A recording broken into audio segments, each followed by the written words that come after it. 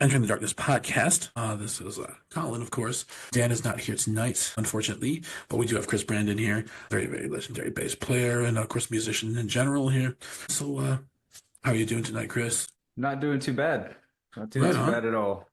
Taking life in stride at the moment. Definitely, definitely. Oh yeah, for sure. And it's like I'm also digging that Cliff Burton shirt right there. Come on now. I mean, nobody better. Come on now. You know what I mean? For sure. So let's just well first. How long have you been playing bass? I mean, how long have you been doing music in general? Geez, I'd say probably since if you want to go way back when I was getting into music, probably like two or three. Played in the school band coming up through, playing the recorder in elementary school and playing the concert band in middle school and Hmm. marching band in high school. Took every music class I could in high school. So jazz band, music options, whatever I could do. But I'd say I started playing bass when I was around 15. Hmm. Finally talked my parents into letting me get one under the premise that I'd never be in a band. We see how that turned out. Exactly, Uh, exactly. so, I was really into it coming up through high school, and after high school, I went in the Marine Corps and Mhm. dabbled with music here and there. But you know how that goes when you're constantly on the move. You don't Of really have the course. time to dedicate to it. Hmm. So yeah, pretty much on and off since I was about 15, 16. In about 2017, I actually sold all my instruments, got out of music completely. Weird changes of events and life leads you down certain paths and ended up in Korea, managed to get my hands on a guitar again. The rest is kind of history. So I've been doing music pretty nonstop since 2022. That's pretty cool, man. And it's like, I mean, isn't it kind of crazy how like, you kind of step away for a little while and then all of a sudden it kind of just comes right back into your life. You know what I mean? It's kind of like, hey, this is, okay, so it's time again. You know what I mean? It's Yeah, I'd been say like I that. largely got out of it.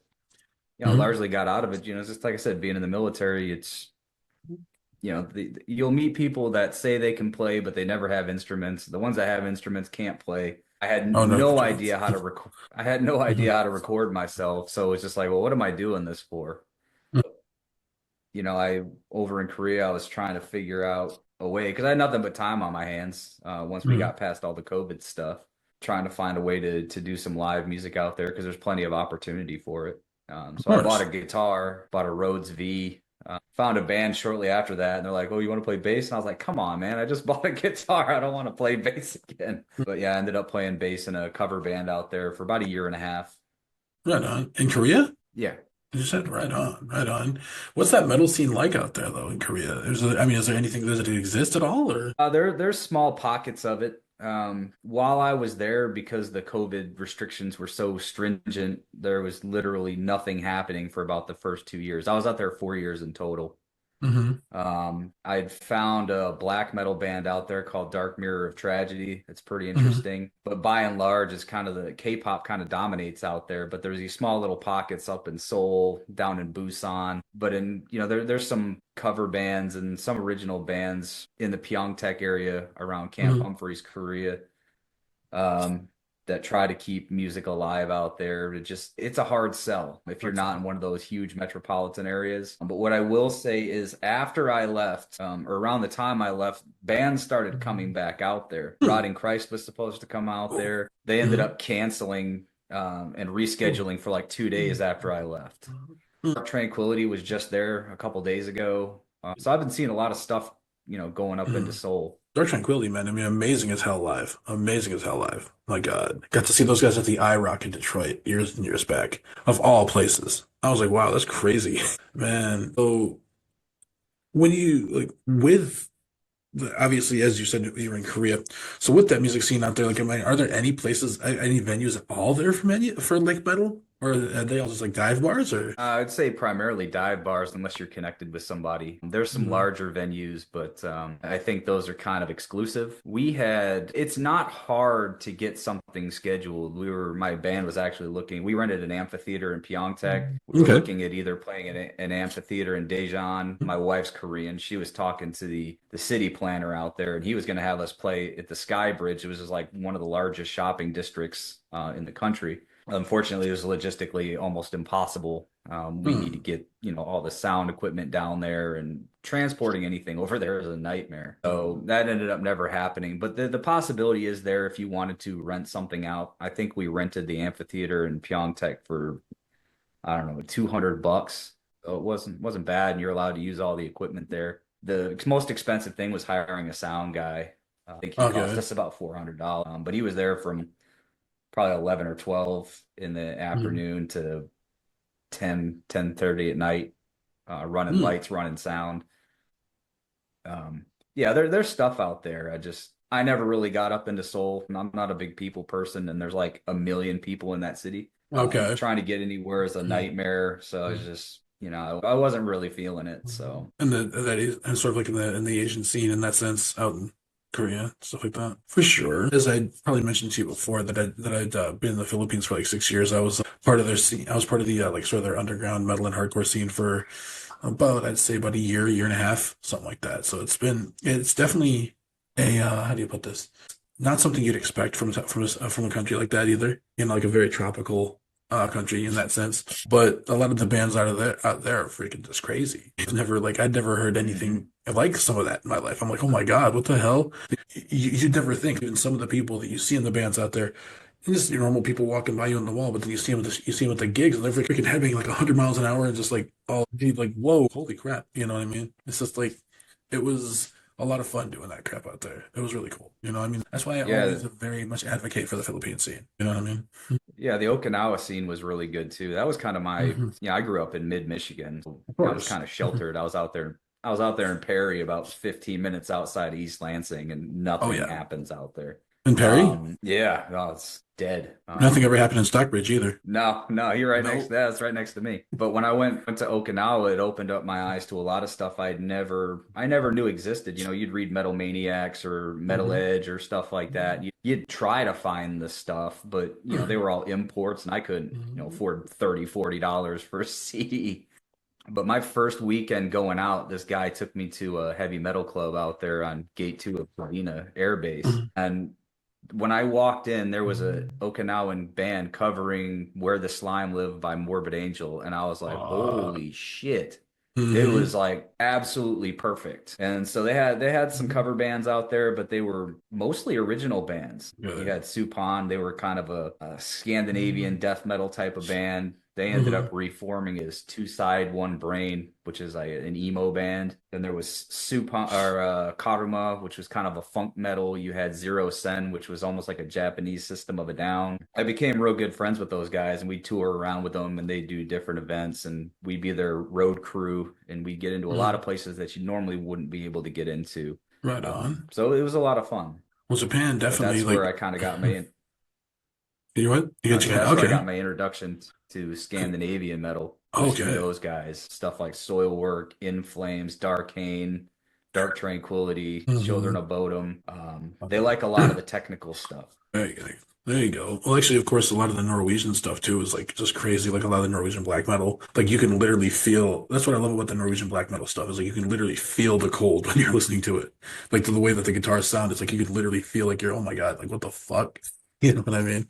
When you hear like the Yeah, Transylvanian Hunger from Dark Throne, it's like you can really, it's like it's just you can feel that. It's so crazy.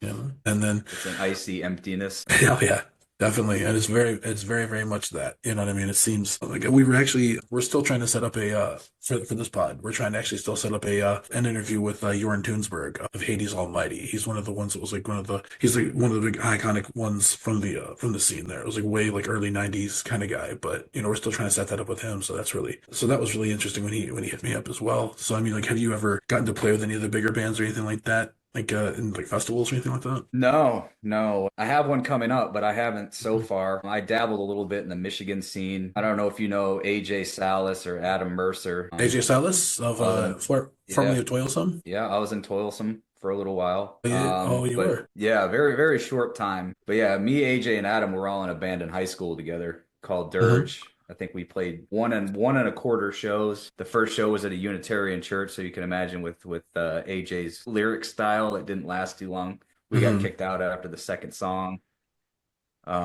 And then I went to the Marines after that, not too long after. I came back from boot camp. We played one more show with Skin Cradle, which ended Uh-huh. up becoming Toilsome. It's somebody's garage. And then I got out of the Marines in 2005, went back to Michigan, and that's why I ended up meeting up with Ben again. And that was when Ernie joined Toilsome. He went on to Ernie. do Yeah. What was that band that he was just in? Which one? Oh, Black. The Black was just in, or no? Yeah, I know him. I know No, it Ernie. was Yeah. No, I know Voluntary Ernie actually. Mortification.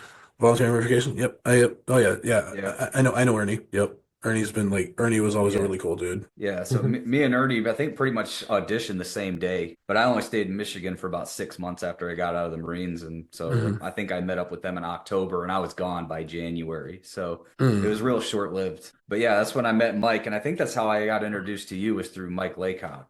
Yep. Yes. Mike I Laycock. think Yes. that's where that Mhm. connection was. Right. So Correct. rest Yep. rest in peace. I can't believe he's gone, man. That's I didn't. crazy. I didn't know that he died. Yeah, he had, geez, a form of ALS. Okay. And yeah, he passed away 3 weeks ago. Yeah.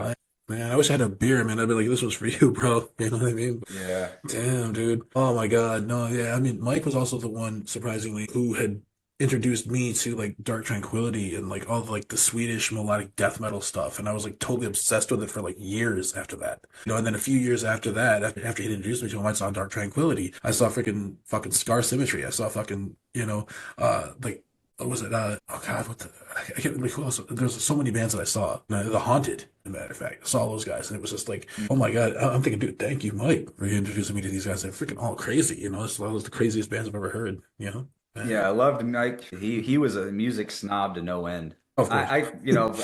I had the means to burn CDs and stuff, man, but I couldn't ever make one that made sense to Mike. He'd always have some complaint about it. He knew how to put music together. He knew, he came from the mixtape generation, and maybe that's what it was, but why'd you put this song here? You already have this song. It's like, come on, man, I was trying to do something nice for you. But it was always in an effort to get you Mhm. better at things. Of I'd send course. them music I was working on, and it was always encouragement with a lot of corrective criticism. Yeah, that sounds But like it Mike. forced me to, yeah, it forced me to try harder and, taking those things into consideration. I'm gonna miss that. Oh I'm gonna yeah, miss that. But yeah, definitely. he'd been on the downslope for a while. He'd shoot me a message every now and again, and I'd hit him back, and he wouldn't respond. And I was like, all right, well, maybe he's busy, and I didn't realize how far down he'd gone Mm. until Lindsay hit me up and told me what had happened. I guess towards the end, he had some computer where he could kind of type with his eyes because he had no motor function in his hands. No. Yeah. And that's just crazy, man. Rest in peace, bro. Oh my God, wherever you're at, man. Good God, And when you mentioned Ben, of course, I actually met Ben. I was staying with Mike, and I was staying with Mike before a long time ago, right? The place that he was at originally in Lansing. AJ had lived downstairs, and I heard Toilsome practicing. I went down, and almost immediately Ben and me hit it off. Like, we've been friends for years. You know what I mean? After that, because I think Mike was dating my cousin at that point. He was dating my cousin Beth at the time. And when I met Ben, and then I met Toilsome, I met all those different people. You know what I mean? And then it was just like, and then I was just like, and I've been friends with like Ben for years, over 20 years. I think we actually interviewed him, believe it or not, Ben. Oh, He appeared really? on here. Yeah, he appeared on here. Yeah. So that was Nice. really cool getting to see him too for a while, getting to do all that, which was nice. Though, in terms of the Lansing scene, though, I mean, as you mentioned, you said you were in the Lansing scene for a little bit, right?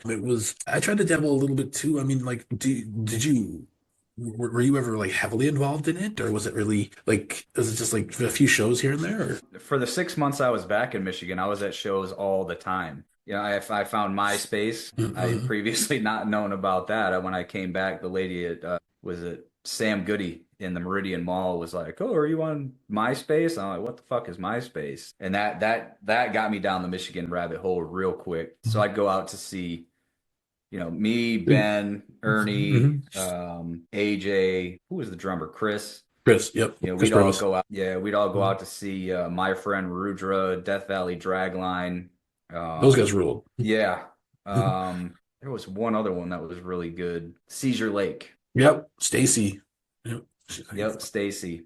Yeah, we'd all go to shows together and watch each other play. But in terms of, actually playing live out there, I never had the opportunity. We were still working Mhm. out some rough edges and getting some songs written. Matter Mhm. of fact, I always wondered because Toilsome wrote a song called Sign on the Dotted Line. And I That was always song. wondering if that was a fuck you to me. What? Because Uh-oh. we were writing that song when I popped out. When you popped out, yeah. Yeah. So I never had any clarity on it because I haven't seen AJ since I left. When were you in Toilsome? What year? That would have been 2005. 2005? Right on. Yeah. Right on. Oh, yeah. I'm like, there was one time AJ couldn't make it to the show, right? And Ben asked me to actually cover on vocals on one of the shows at this place called Ludwig's in Jackson, which was really Hmm. kind of weird. It was nerve-wracking because that was the first time I'd ever, like, I didn't even know the lyrics, so I just started making up a whole bunch of words. So I'm just kind of like, what the hell do I say? But that was pretty interesting getting to cover for AJ though. I'm like, dude, can you like please get AJ back next time, man? I don't even know what the hell I was doing up there. Like, I think it's embarrassed the crap out of myself over here. You know what I mean? But it was like, Yeah. Was but that it when was still. they had They had what? did they have both singers at the time? AJ and I And forget Brittany? because there was Brittany? Was it Brittany? I think the girl. there was two different ones, wasn't there? I think there was another one yet at one point. I knew Brittany, the other girl, the other when I first met Toilsome, she was still in that band, and then she was still in the band with them, and then after that it was AJ just took over eventually all by himself. Okay. Yeah, as far as I remember it, you know what I mean. I mean, because like there was a little time there where where I was in I'd moved out to San Diego for about a year where I hadn't seen them or I hadn't seen like the guys or anything like that, so I didn't know what was going on until I moved back around 2006, and then I was like really heavily going to their shows all the time. You know what I mean? Them and Cedar Lake and all Hmm. that stuff. Like around 2006, 2007, I was like constantly up in Lansing, watching them, watching No Life, who is now Heartsick, and watching all these different bands like that. That was so I started getting more and more back into that around the time I got back from California, you know, which was Yeah. interesting to see. But and it's really crazy that like you're also from that you're also from like Michigan itself, so you kind of know how dead the scene can kind of be sometimes, or how like it's really kind of here and there. But the bands that do come out of it, or some of them are just freaking amazing. You know what I mean? Yeah. I mean, probably the most I don't think any notable. of them really stood the test of time, though. Well, maybe the Black Dahlia murder. I mean, I They know were they're out from of Waterford. Detroit, though, weren't they? Waterford, and then Trevor just died recently, their singer. And then Yep. I never got to I got to Taproot's meet coming him. back around again. Taproot, yeah. I think the only one that's not in the band anymore is Mike DeWolf, the original guitar player. He's not there anymore. It's yeah, Taproot, and I know Taproot was when you ones there was Battlecross for a little while as well. I don't know. Battlecross wasn't around anymore. And then God, who else was around that came from Michigan that was like there's so many, that have come around and just kind of gone around and around and around, and some were just gone, and some took off. I mean, Heartsick, of course, is still around. Like Alfonso and all those guys that were no life at one point, which they're still killing it. They're still killing the game, which is crazy. Have you ever known Alfonso or no? No, Mm, no. okay, yeah, they've been around I though. uh, I remember before I graduated, finally seeing Somber play. Mm, Do you remember them? yep, saw them at the And then Otherwise Gallery af in Lansing. so did I. You were there Oh, is that? Yeah, at that art gallery? Yep, that was me and my buddies were yeah. there. It was Somber, Harvest, and Mhm. there was somebody else. Yeah, I was at that show. So I may have seen you because I was still in high school Prob at that time. Yeah, I was still in high school at that time, but it was like me and my buddy yeah, Brian and my buddy Justin all went there. yeah, we probably bumped into each other. Most likely. Yeah, I mean, you can't not bump into somebody in that place. I mean, it was a hole in the wall. There's I probably remember. only room for about 20 people in there. Well, because I remember that me and my buddy me and my buddy Brian were standing right up in the very front, and their guitar player Chad, his hair was so long, we kept getting hit by his hair because he was headbanging so much. I'm just like, dude, what the fuck? What the fuck? You know what I mean? And I just remember being so freaking loud. I'm like, wow, oh man. Yeah. And I think their That drummer's bass pedal kept breaking or something like that. If I remember correctly, something like kept breaking on the drums. something. Yeah. I kept up with Carrie for a little while, and I really liked Summer Dying. Did you listen to them? Oh yeah. So good. So good. They That were so that good. bass player was unbelievable. That was, I remember going to one of the gigs and literally doing this, just like, to the bass guy. I'm like, Jesus Christ, dude, that's so freaking crazy. I'm like, dude, seriously, I will just hand you my bass, man. God, you know what I mean? How Yeah. the hell do you do that? He passed away a few years ago too. Man, see, all the I good think ones are he going was away. yeah, I think he was only 36 or 37 maybe. But Mm, yeah, that guy was a phenomenal talent. I forget the name of the song that had that really cool bass kind of bass solo in the beginning. I can't remember it either. Yeah, it was like I gotta lose it because like I mean, because all those songs are so good. I just don't remember like it's been a while since I've heard them, so the songs are just just to remember those songs. Man, I see that you got into another band. It's called Superposition. Did you just get into that just recently? Yeah, Right on. we've been talking about it since last year, but at the time I was just getting ready to retire from the military and was trying to reintegrate back here from Korea and trying to find a job and am I going to have enough money when I'm done with terminal leave and I just have this new job and what I have left of my retirement after my divorce. And I was like, I'll keep it in my mind, but I'm not going to make any promises. Now everything's a go. So initially, I was going to join just as a live musician. John and I talked, and I'm going to come on full time. Good stuff. There you go, man. That's always good. I can't wait to hear that. There's another one. I can't pronounce the name of it. It's like I see Venan or something like that. It sounds like a black metal band or something like that that you were in. Is that a project that you did, or Yeah, was it something that you? that was so when I first got back into music, I was working on I guess a YouTube channel called Heavy Metal 101 Reviews, and Hmm. we actually interviewed Mark from Iziga Venom, who at the time was a one-man project. And it's not really black metal. It's, I don't know, you could probably overcategorize the shit out of it if you wanted to. But the fact of the matter is, if when it got that metal label put on it, I think it hurt us more than it helped us Hmm. because people who like black metal didn't like it, and then people who don't like black metal wouldn't give it a chance. So you could argue that there's black metal elements in there. Vocally it was not black metal. Intentionally, I wouldn't say it's black metal. My bass lines are not black metal. It's more melodic. Let it go. Okay. Yeah, a little heavier, more melodic. Mm. Sort of like in the same vein as Insomnium, I Okay. guess. Woods of Vipers, Oh yeah. Agalot, kind of that vibe. And actually, But Woods we Woods lead singer is dead. Woods lead singer David Gold died in 2011.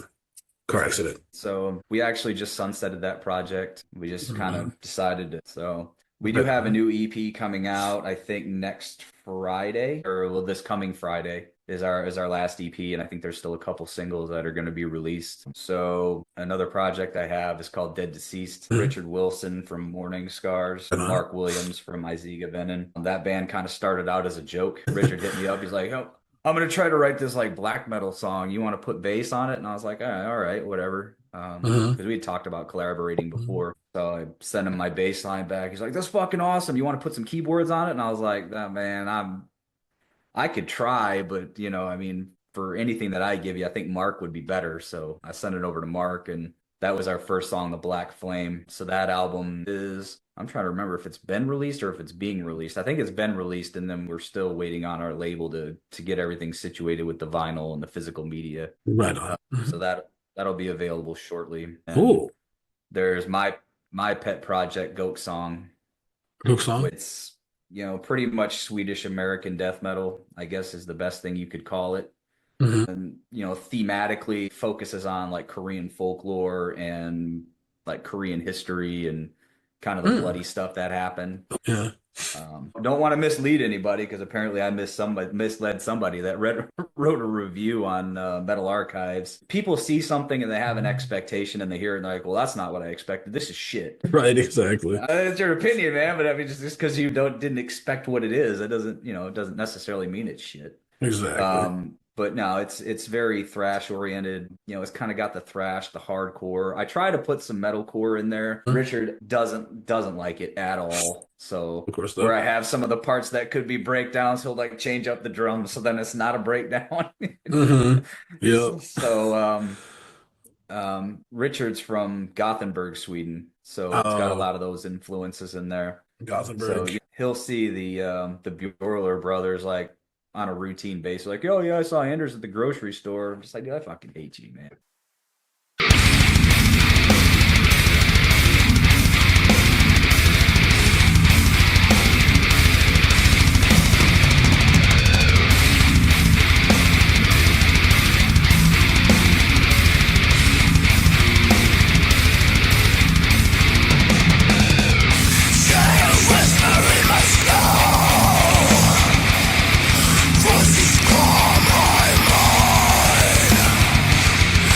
Managed to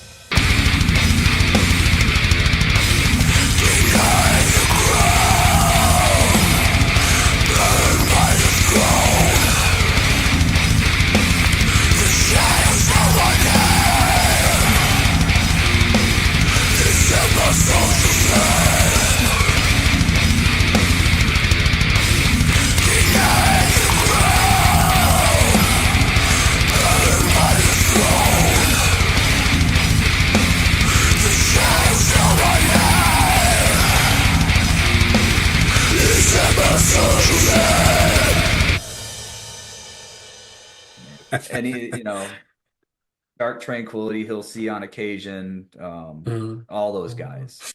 My Oh wife and I man. actually went out there to, it's kind of my pre-retirement present. We went out to Norway, Sweden, and Denmark. Mhm. So we started up in Norway and rented a car and kind of drove around up there and saw Mhm. the things to see, and Mhm. ended up at Helveta Records before we got on a bus and went down to Richard's house and spent a week in Gothenburg.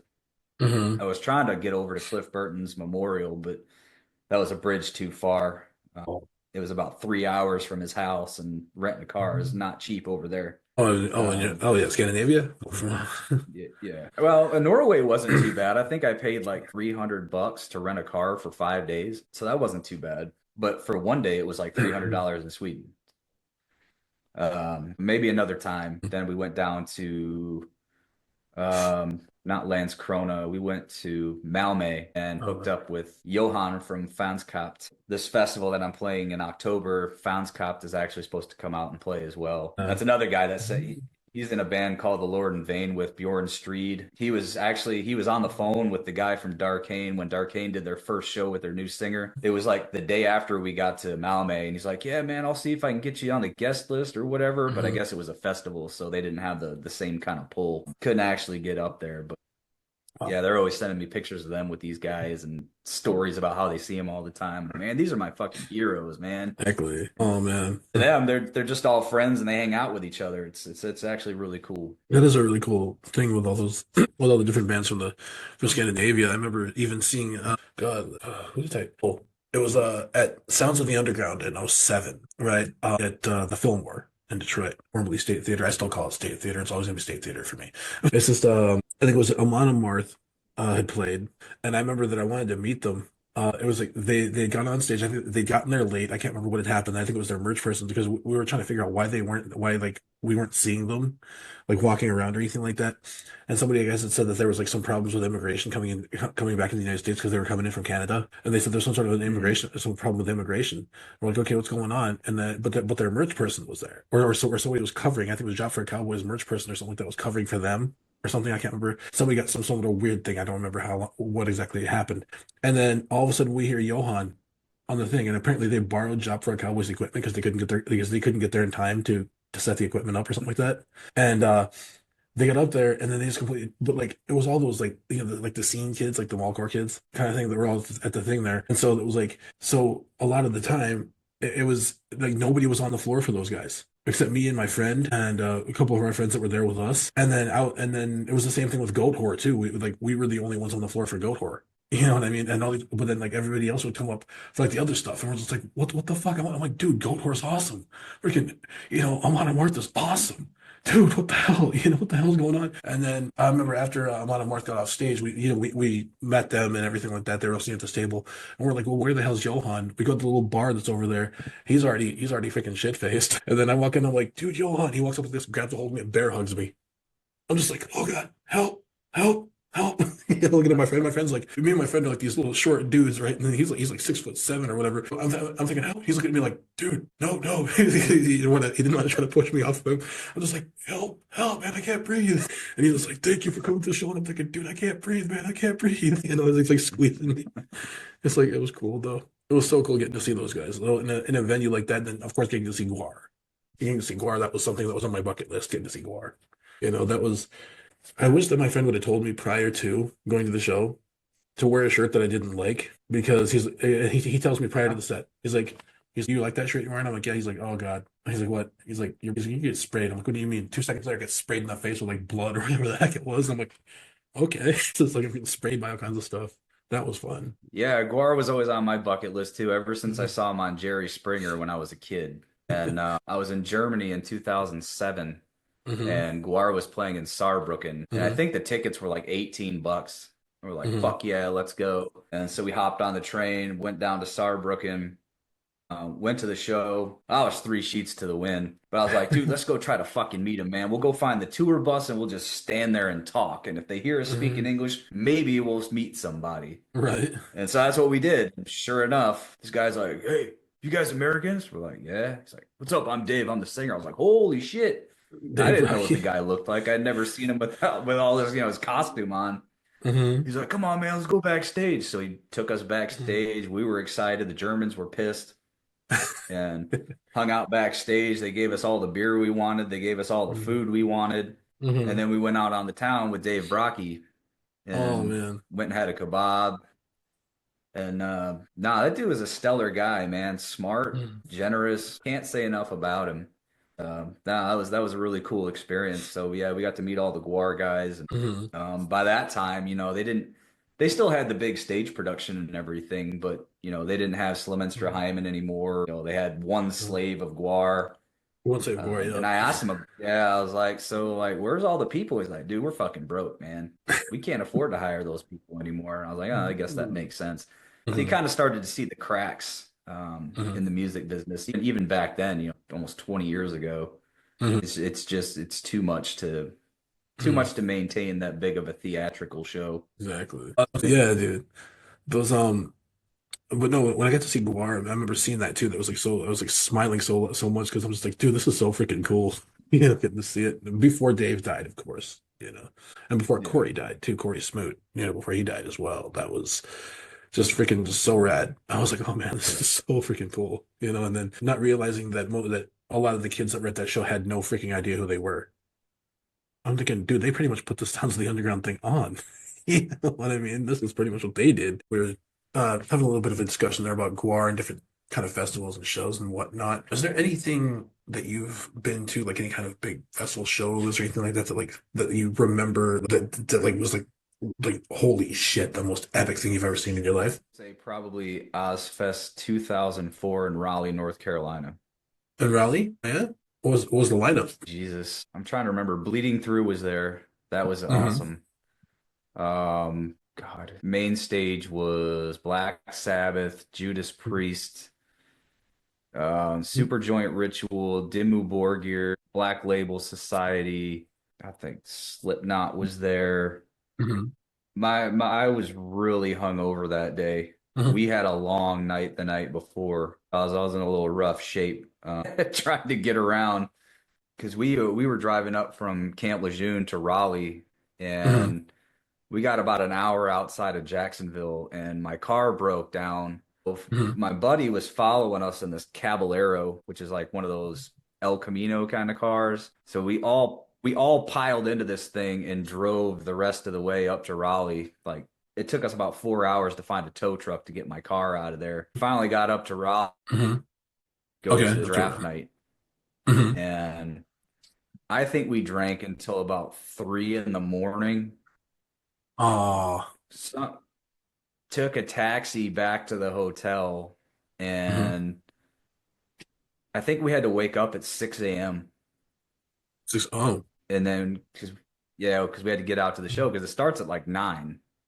Yeah. And yeah, I was rough. I was rough that day. But I do remember walking past Bleeding Through Hmm. in the audience. And that was probably my closest encounter to that point with like, an actual legit band. Paid the fee or whatever to meet Dimmu Borgir and do their little Hmm. signing. So I was at Solano, Skalder, and Shagrath were doing the signatures. I really Hmm. wanted to meet Nicholas Barker, but I didn't realize he wasn't in the band anymore. Left Nicholas, after, yeah, it was the Death Cult Armageddon tour, but he was already out of the band at that point. still an amazing album. Oh, 100%, 100%. And Galder's probably my favorite musician of all time, so to Oh, Galder. Yeah. him was really awesome. Yeah.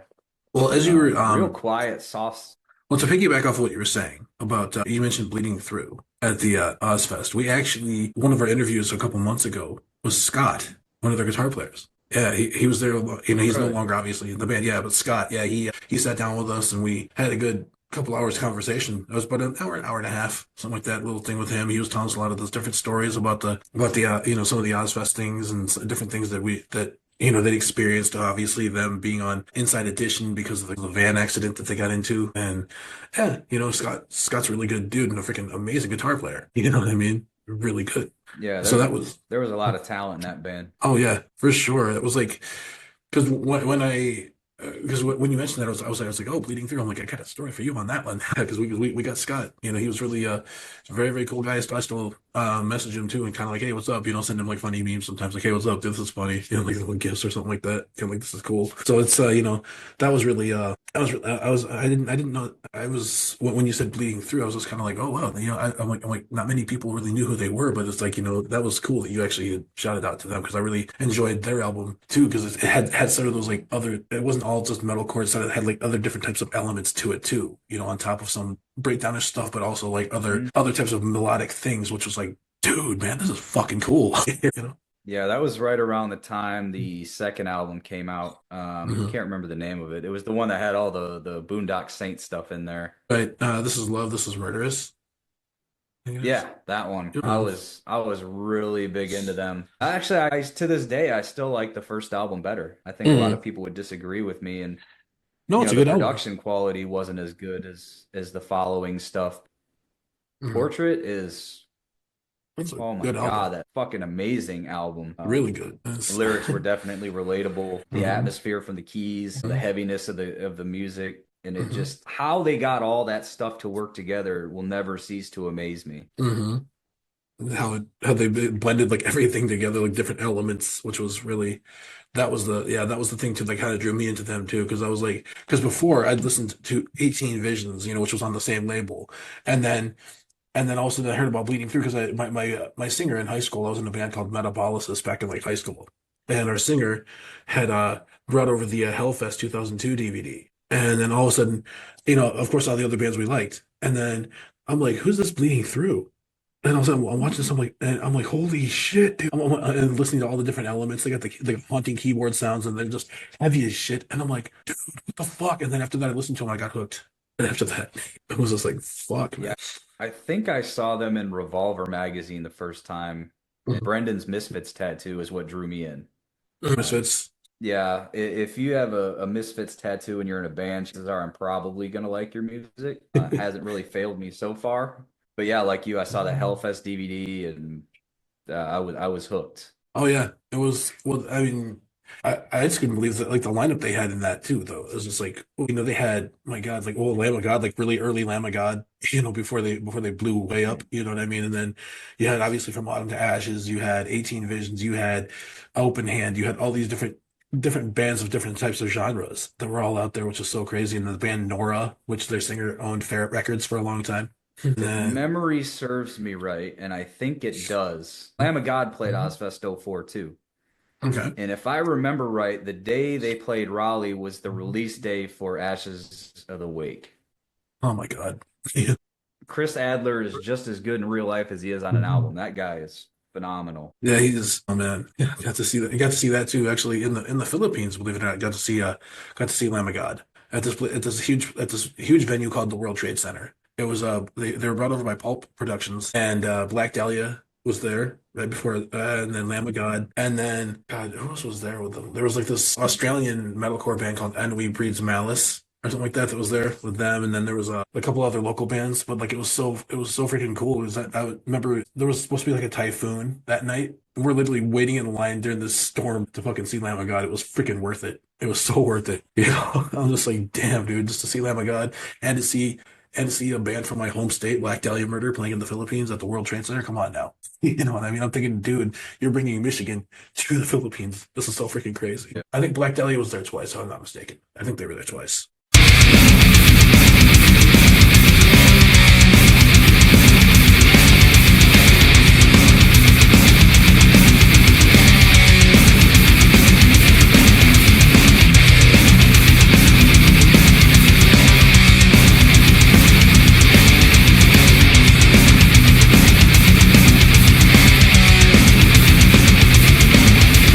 Souls are restless, their eyes, so busy and alive. We pray for them instead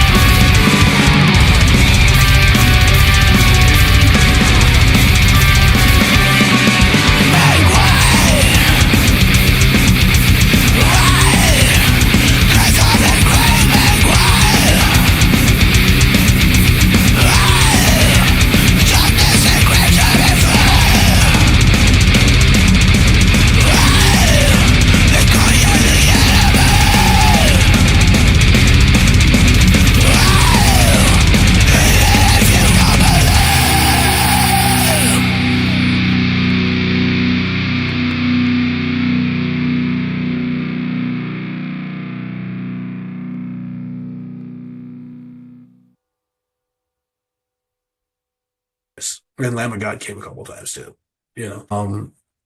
Got to meet Dying Fetus out there too. I didn't expect that. It was my buddy and I. We found out they were there, and so I got dropped off really like 8 o'clock in the morning at the venue. Right, so nobody's even there, and my buddy lived across the street from the venue, and so he's just like, okay, I'm gonna go over here and check and see if anybody's here. The gate was open, so we just went in, and we're just kind of waiting by the thing. Dying Fetus comes up in this big black car with like the promoters and everything, and then Sean Beasley comes out, lights up a cigarette, goes over, hey, what's up? And we just start talking to him for like an hour.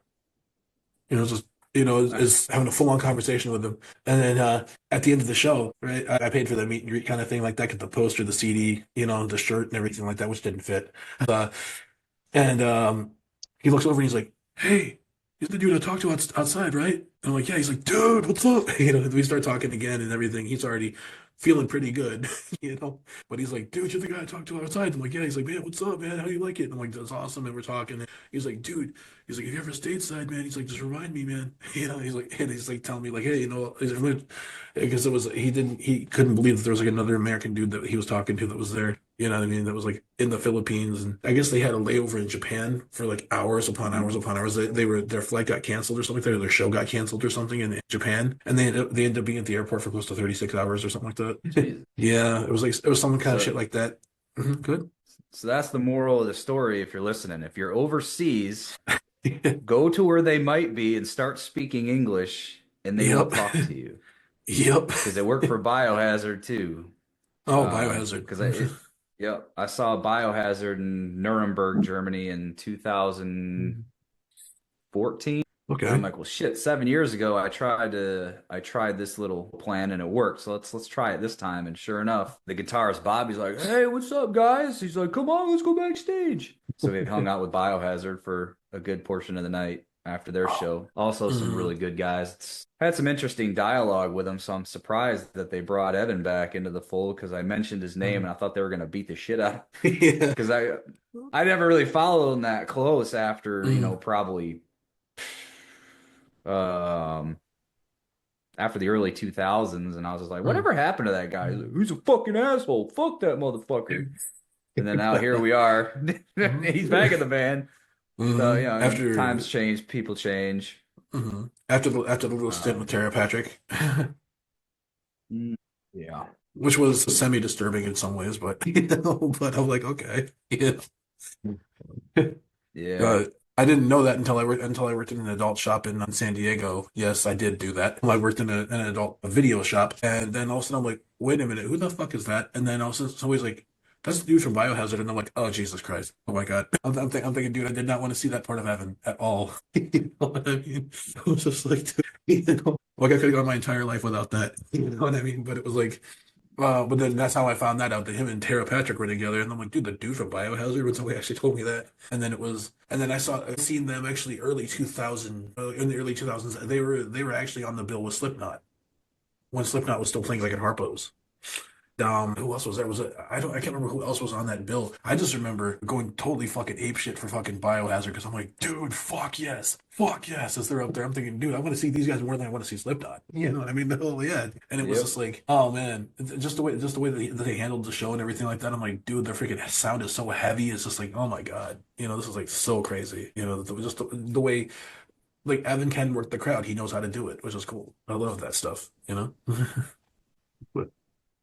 So But you've yeah, yeah, that's my only festival story. Never really been to festivals, so this one hmm, coming up will be my second experience. So, for the festival. it's a little intimidating because I've never played in front of more than maybe 50, 60 people. So they're Mm, expecting a pretty big turnout with this. So right mm. now they got Green Jello headlining. Oh boy. And then they were supposed to have Michael Graves doing both Misfits albums, but then with his checkered past and how the punk scene views him, that turned into Okay. a bunch of drama. And so Mm, now Tim from EWL is going to interview him next Friday mm, to get his side of the story. I don't know. So I don't know if he's still playing or not, but yeah. So I think whoever, depending that second headliner, is going to kind of dictate how big or how small this thing is going to be. There was talk about Black Flag doing it in some oh, capacity. nice. Hmm. Um, yes, because God that's what damn. drew me in the first place. I Mm, was like, man, I got to do this. how many times are Hmm. you going to get a chance to open for Black Flag, regardless of, what configuration it is? It's probably Greg Fuck Ginn and yeah. a bunch of other people, but Hmm. the fact remains it's still like one of the most iconic Mm, hardcore bands in the history of hardcore music. of course. So that's probably not going to happen. Matter of fact, I think they even took their name off of the flyer. So, and it's we still got till October to figure all this out. For But sure, definitely. One of the things that because when you were wearing the Cliff Burton shirt, right? How he always like was notorious for using like distortion. I think it was him and Peter Steele were the ones that actually kind of got me into like doing the whole thing with bass and stuff like that. The whole using distortion on bass. I can't remember how many times I've gotten bitched out for that because they're like, dude, you're not a guitar player. I'm like, exactly, but you know what? I can play it like a guitar. You know what I mean? I can make it sound like a guitar. Do you ever use distortion on yours? yes and no. I'm more of an overdrive guy rather than a Hmm. distortion guy. Hmm. The only times I've ever used distortion was when I'm also an Anger Overdose, which is kind of on hiatus right now, so I don't know what the future looks like for them. We were going to do a collaboration with Shovel Monster with a 6 Feet Under cover. I can't remember the name of the song, but I used it on that. It just never got released. I don't think it was ever finished. But I've been working on my rig for this festival because when I was in Korea, I used a little bit of overdrive, and if we'd play Alice in Chains or whatever, I had the chorus on there. We did Metallica. We did For Whom the Bell Tolls. I had the wah on there with some distortion. Oh But yeah. right now I'm running the Dark Glass Alpha Omega. Nice. And then I'm using the Boss GT1B as my Hmm. compressor and my EQ. And then I've Hmm. got the MXR Smart Gate Oh, just to kind of cut nice. out some of that noise. So Mm. that's what I'm running right now. I used to run I don't even know where the hell it is right now, but like I had the Behringer BX 4500H, and then I was running a 410 aluminum coated Bugera Behringer actually with the Bugera speakers in it, and I had a floor for my floor cab was a Lady 215, and so Hmm. we were getting balls out power before with that. But I remember my co-host Dan, who unfortunately you didn't get to meet tonight, was we would be jamming in my house, and it was like I couldn't even put the volume up past two because like the whole freaking house would just start shaking and like the windows would start rattling because like, hit one note and it's already like that. He said that's part of the reason why he can't hear because I always had the amp up so freaking loud. I had these freaking 410s up here and then the 215s on the bottom, so it's like so much balls out power that was coming up and so loud all the time. That was that was what I used to. That was my old rig that I used to use. I necessarily even run that much power anymore, to be honest. You know? Yeah, yeah. Because when I first started playing with Control V over in Korea, I didn't have any Hmm. equipment. Like I said, Hmm. I had the Rhodes V with a Line 6 amp, Hmm. and so when I got my divorce, situated and all that, I was like, oh, sweet, I got money again. So I was like, let me get my own equipment because there was times because our guitar player had everything. None of us could have bought anything, and we would have had everything we needed because the guy was an '04 in the Air Force, and he had like the entire Sweetwater surplus in his top floor, and so I had to rely on him to bring everything. Hmm.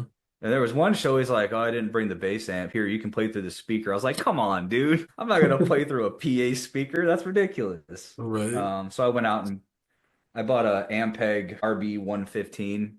Hmm. And, for the size venues that we were playing in, it was more than adequate. And it had the XLR. So when we did the amphitheater show, we just XLR'd into the sound system.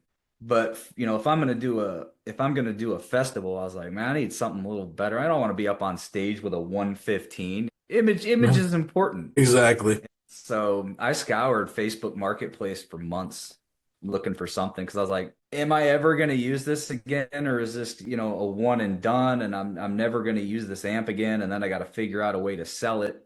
Hmm. So I was trying to figure out how much I wanted to invest, and lo and behold, I ran into a guy up in South Carolina selling. He had a Hartkey 115, a 410, Hmm. and the LH 1000 head. Ooh. Oh wow. And he was selling it for like $1,000. And I was like, well, will you take 950? And he's like, sure. So I went up there and he's like, I also have this 210. I'll throw it in for $150. And so now I have a 115, a 410, a 210, and a 1,000 watt head. And I think I paid just under 1,100 bucks or a little over $1,100 for the whole thing. Oh man, that ain't bad at all. Yeah, I'm afraid to plug it in though because my house was built in 1966 and still has the original windows in it. I don't want those single pane glass to shatter. No, definitely not. No. Yeah, that's Yeah, no. I'm a I've little learned. apprehensive. Oh yeah, I've learned those lessons the hard way too in the past. Like freaking stuff falling off shelves at my mom's house and stuff like that, and just all kinds of like things breaking and no, oh my God, expensive vases stuff. You know what I mean? Because the bass amp shaking the whole house. That was but the surprising part about my house in Stockbridge, my mom's house, was that she got so used to it that sometimes whenever I'd have people over, it didn't matter who it was, even if it wasn't a band, just a bunch of people jamming. We'd stop and she'd come back downstairs. She was like, "Why'd you guys stop?" We're like, "What?" I'm like, "I thought you didn't like this kind of stuff." She was like, "No, I was actually listening to it. I was enjoying it." And then my mom would be like, there was one night my buddy and I, it was like 1:30 in the morning. We're sitting here jamming out as loud as we possibly can, probably waking up the neighbors as we could. And then we get done. My mom like usually you see her door closed and she's sleeping. But then we go up there, her lights on. She's just kind of sitting up like this, and then she's like, "Why'd you stop?" I'm like, "What?" She's like, "By the way," she looks at my friend Dan, and she's like, "By the way, your guitar was out of tune." And he's like, "What?" And then she's like, "It was way." She's like, "It was a little loud." I'm like, "How'd you?" And then I'm like, "How'd you know that?" She's like, "You've been doing this for years. I can tell when all this stuff is happening." So my mom could like tell already by that point, like what she could tell like when we're out or it's always off key a little bit, we're not missing the notes and everything. I was just like, man, that's really cool. So I had no idea that my mom actually was like really, really into it, that I was doing this kind of stuff. So that was really cool. We always remembered like my house being the place where people could just go and jam freely. Didn't really give a shit. Nobody really cared. So that was always really cool. You know what I mean? I loved that. I missed that actually, having that freedom. Yeah, I know the feeling. Because yeah, my parents weren't really into me doing music, and I think they just kind of Mm. accepted it at one point. But yeah, my mom was kind of the same way. She's like, "Oh, you guys are doing really good. Awesome, thanks, mom. Appreciate that moral support." Well, there was a bass that I got. I had this. It was a Squire. It was like a Squire bass that I had. Right. Stupid me sold it. I don't know why I did that, but I sold it. And 'cause I still have my original bass. My original like it's this Japanese bass. It's like this kawaii raccoon old like 1980s kind of bass that I got for free, which was really cool. And then um I remember my mom calling in 2002. I'd be practicing all the time. I'd just be kind of sitting in my little band room, just practicing on my amp, just running scales and doing all that. And then I didn't know this until my dad told me. But she called him and was just like, "Hey, I'm gonna pitch in some money. You pitch in some money." She's like, "We got to get him a better bass." And he's like, "What do you mean?" She holds the phone up and she's like, "Listen to that thing. That bass sounds like shit. If he's gonna make it big in the music business, he needs a bass that sounds good." And I was like, and then when my dad told me that, I was like, "She said that." He's like, "Yeah." She's like, "If he's gonna play music, if he's gonna pursue music, he needs a bass that sounds good." She's like, "I'm getting tired of hearing that fucking thing." And then we went up to California to visit for my grandparents for Christmas that year, and then that's when she and my dad had told me that when my dad had pitched in, he was living in California at the time, and they both pitched in and got me that like this like $400 or $500 Squire bass. You know what I mean? And it was just, and I used that for several years for like a lot of different shows until I sold it stupidly. Yeah, I had the same bass all the way through school. Ibanez TR50. Oh, nice. Don't know anything about it. But I know I found them on eBay and they're still selling them for like $200, which I Mhm. find hard to believe. It wasn't a great bass, but it wasn't awful either. But these days, I'm still staying true to Ibanez basses, considering moving over to Schecter because all my basses are Ibanez and all my guitars are Schecter. Interesting. So right now I'm using a Ibanez SR 600E 4 string, an Mm. Ibanez SMRS 805 5 string. I've got a Schecter Reaper 7, and then I have a Schecter Damien 7. And I also have the Ibanez 6 string that Mark used to record the first Iziga Bendon album. Oh man, this is strings.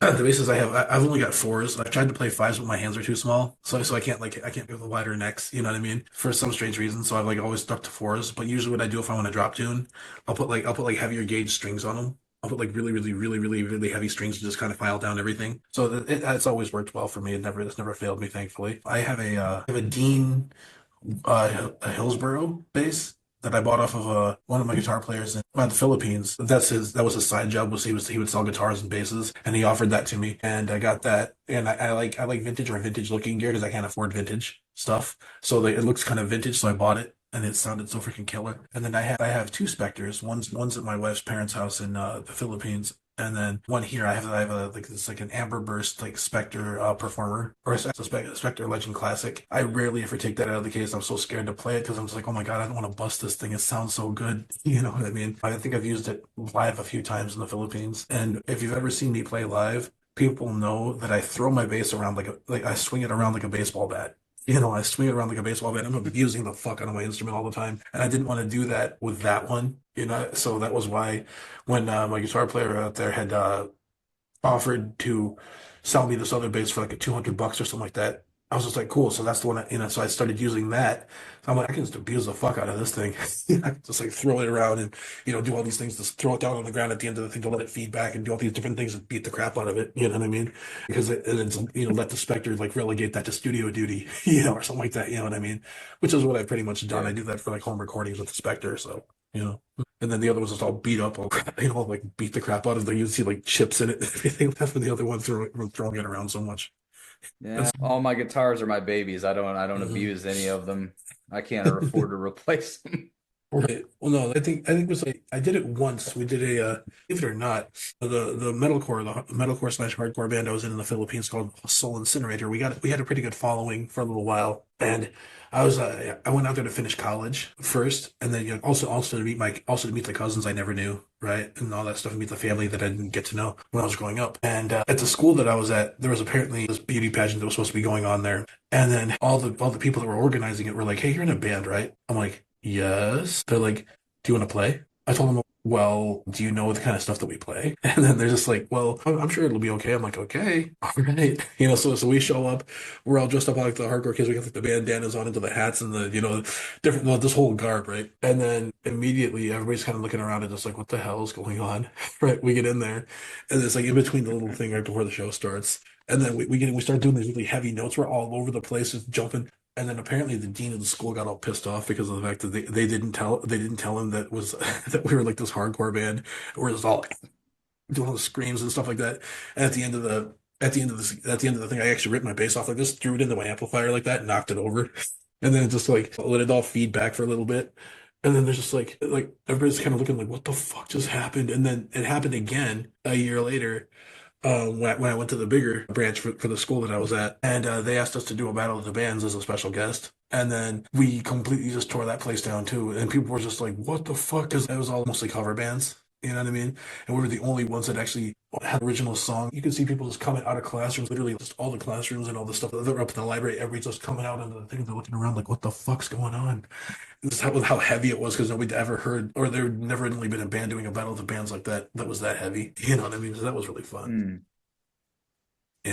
And that got us a little bit more push unknowingly. We had no idea that that some people would all of a sudden find out who we are and like, oh crap, we see more and more people at our gigs after that. You know what I mean? It was just like shit, you know. And I was like, we go play at a college, and this is what happens. This is kind of crazy. I didn't expect that, you know. I think it's that one gig that always does that. You never ever expect it, and all of a sudden it just boom, and all of a sudden you blow up, and next thing you know, there's more and more people coming in. You're like, what the fuck is this? And Yeah. that's where the adrenaline starts. I mean, kind of piggyback off that. What is the actual biggest gig you've ever played? Do you remember anything like? Do you remember the biggest crowd you've ever played in front of? It's hard to know. Like I said most of my live stuff was in Korea, and Hmm. you'd pack those places out, which is maybe 50, 60 people. But we'd play in the amphitheater. It was right there on the main drag where everybody goes on Friday and Saturday. So who knows how many people were out there? I'm not sure. A few hundred Hmm. maybe. But like I said, my time playing live has been pretty nil to this point. If any big sized audience. Hmm. Um, just because, like I said, I was in the military for so long, and that I had this big gap in my life where I could have been doing all these things. I just didn't Hmm. have the means to do it, or Hmm. anyone to do it with. It got to a point where I was doing electronic music just because it was the only way I knew how to record onto a computer, and I couldn't Hmm. find anybody else to play with. I did have a band when I was in Camp Lejeune for 6 or 8 months called Severed Faith. It was kind of a Scandinavian style metal. I ended up getting deployed to Haiti at the drop of a hat for Operation Secure Tomorrow in 2004. And then by the time I got back, the rest of the band had deployed to Iraq and Afghanistan. Mhm. So I got out of the Marines before they got back. So that was kind of the end of everything. But other than that, that was the only time in the military where I actually played. Our biggest show was to one guy, the security guy at the storage unit we played at, who was always there with his bottle of Goldschlager listening to us play. We were on our way to start doing some shows. Our drummer was phenomenal. I mean, I'm talking not quite Joey Jordison caliber, but he was up there. I mean, he could practice along to Slipknot, Dream Theater, super perfectionist. And I think I think he was too good for us, but nothing was ever good enough for him. And it really held us back from moving forward. And it's like, let's just get out there and do a show. Right. No, no, this song isn't right yet. Come on, man. I mean, at this rate, we're never going to do anything live. Exactly. I don't know what ever happened. His name was Brian Donahue. Seems to be I saw him on Facebook and he was on stage somewhere doing drums. Hmm. With his talent, I'm sure he went on to do something. I Mhm. just don't know what that something is. Well, believe it or not, Um, that's actually how I learned how to play bass was listening to the first Slipknot record. Like I would just mhm. play along with it, and that's where I learned that. That's where I learned how to do like really really fast. Like got my dexterity, got all my all that stuff. Like that whole album, I pretty much owe that. I pretty much owe it to that entire album. Like basically teaching me how to play bass indirectly. Like I was just following. I'm just like, okay, here we go, working on my speed, nothing, all that other stuff like that. I credit it with I credit that first album with that. With like learning how to play bass. I started playing bass, playing along to Misfits albums. And then when I went into the Marines, I was in Okinawa. I was going to all these metal shows, and there was guitar shops everywhere. And so I picked up some cheap BC Rich Ironbird and a cheap amp, and I would sit in my barracks room and play along to Slayer's Decade of Aggression as much as I could. Couldn't do Mhm. the lead stuff. My fretting hand is embarrassingly slow, but I have a Mhm. really fast picking hand, and I just kind of focused on that, which is something I don't think I ever broke out of. I mean, as much as I tried, everything I write seems to have this thrash element to it. Mhm. That's very Slayer-esque. Oh yeah. Um, I mean, everybody's got their own so uniqueness. So yeah, when you hear a Goke song, it's you can hear the Slayer in there, but I'm trying to lean more towards the Haunted. That's really where I mm, want to be. I amazing. love Anders Bueller. Oh fuck yeah. Man, getting to see the Haunted was something that was a bucket list kind of show. Getting to see that was freaking cool. It was like it was a metal for the masses. I can't remember what for that. It was like a metal for the masses kind of gig at the IROC, and that was like just so fucking cool. Like, getting to see that. I'm just like, man, the fucking Haunted, man. That was like, I'm like, where are you going to be able to see these guys at the IROC of all places? You know what I mean? Like in a small venue that personal. Jesus Christ, I mean, it's just I got to see who was it? I was just the Honda they kind of came and went and came and went, like it was hard to catch them. And then what is it, Peter Dolving, like he doesn't even do music anymore. Have you seen him lately?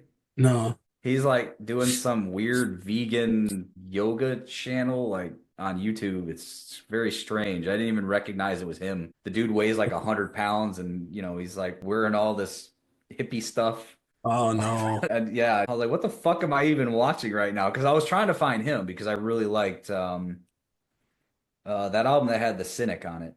Mhm. I think it was the third album, the one where he came back. Right. Marco was on the second one, and then Peter came back. I was like, whatever happened to this guy?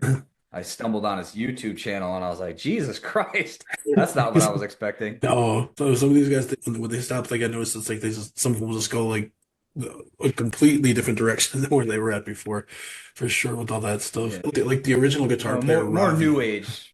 Oh yeah, no, like I'll the say original guitar more player new age than Ravi. hippie. Well, like the original guitar player Ravi from Job for a Cowboy is now a dentist here in Arizona. Really? You can find him, and it's even on his LinkedIn page that he toured the world all over the place with Job for a Cowboy and everything like that. It's all over you can tell it's him, but he doesn't have the long hair anymore or anything like that. He doesn't have any of that, but it's like you can definitely tell. But I'm kind of like, dude, he turned out to be a dentist. So freaking cool. You would never think that ever. Nah, I'm sure it pays the bills better than music does. Oh, for sure. At some points. Chris, thank you so much for coming on, man. It was definitely awesome talking to you. Hope to be able to come back on here. And guys, remember, like and subscribe. Always do that. Thank you so much, Chris. Hope you can come back on soon, man. Appreciate it, All brother. right, see you later. Yep, definitely.